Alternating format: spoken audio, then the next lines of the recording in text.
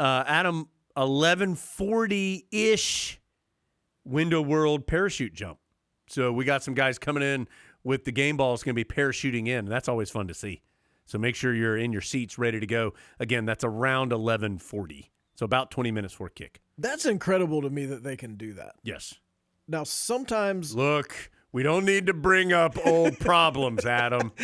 99% of the time, it's amazing to me how accurate they are. In all honesty, if you don't know what we're talking about, this happened in 2000. It was Butch Davis was the head coach. So 07 to 10, sometime in that window world of time. I know we've told this story before. I know we have. But it's one of the most unbelievable stories I've ever heard. 2008. 2008.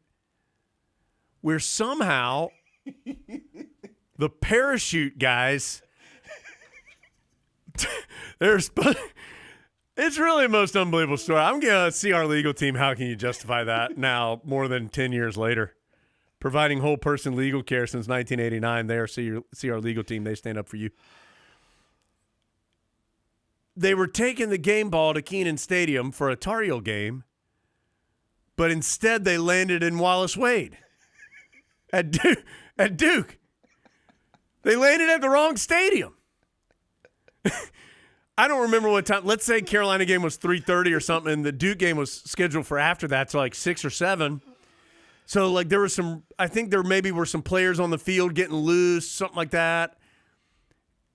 And the parachute guys landed at the wrong stadium with the ball. Can you imagine I know we've told this story before, but I still can't. But what do you think the confusion level was at Wallace Wade, where like their punter or something's out there getting loose pregame, and all of a sudden, I mean, do you think the guy was like, man, there's not much crowd here for this game, but here we go? Okay, I have found an article from 2008 that is incredible, and it has the added benefit of being co-written by A.J. Carr and Robbie Pickerel. Oh, wow. Dateline Raleigh. Duke officials were a bit surprised when at 6 p.m. Eastern on Saturday, about an hour before the scheduled kickoff of their game against James Madison, wow, 2 men parachuted into Wallace Wade Stadium and landed at the 35-yard line with a game ball. Problem was, the Blue Devils, who were warming up on the field along with their guests from Virginia, were not expecting it. A Duke team official said, quote, "All we know is they must have missed their jump site." Yeah, by a couple miles. And they did, because the jump site was meant to be about 8 miles away.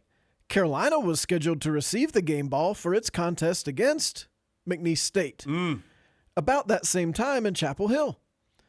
The plane was in the air, but the jumpers decided to cancel the leap into Kenan Stadium because of a severe weather front, which would later delay both games. I was about to say, I remember that game. We actually had to go off the air, which we try to never do. We had to send it back to like local affiliates because there was a fire in the press box, I think, because like a lightning or something.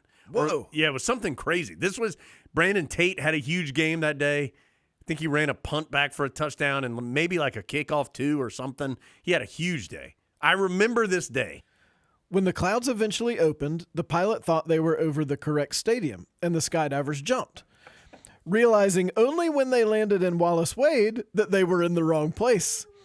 The 2 men immediately scrambled off the field with the game ball. UNC Associate Athletic Director Rick Steinbacher was informed by a reporter of what had happened. He immediately called Duke officials to confirm the miscue and offer his apologies. Quote from Steiny, "In about 5 years, maybe this will be funny." Let's see, Rick. It took 17, but here we are. Right now, I'm just glad no one was hurt. What a classy statement by Rick. I believe Butch Davis said after the game that if something along the lines of, like, if Rick Steinbacher had been in charge of D-Day, that they would have stormed the wrong beach or something like that. Oh, Butch Davis. Quick with a barb, but I'm sure it was in good humor. Look, when he was on the NFL Network and they stormed beaches, they always did it the right way. I was going to tell you, that is, Adam, that's an all-time. story. And all time. There's so many great pieces of it. Like, I would like to find these two guys and find out. So it says they didn't realize it until they were on the ground. Were they like walking around with the ball? Like, does anybody want the game ball? We brought the game ball. Normally, everybody cheers when we land. There are 1,100 people here. I was kind of expecting more. It doesn't look like you guys are ready to kick off, but the specialists certainly appear to be loose.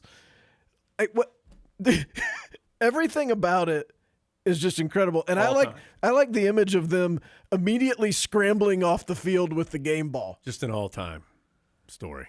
Now, we'll just jump. I see a football stadium. It's probably fine. Just go, go, go, go, go, go.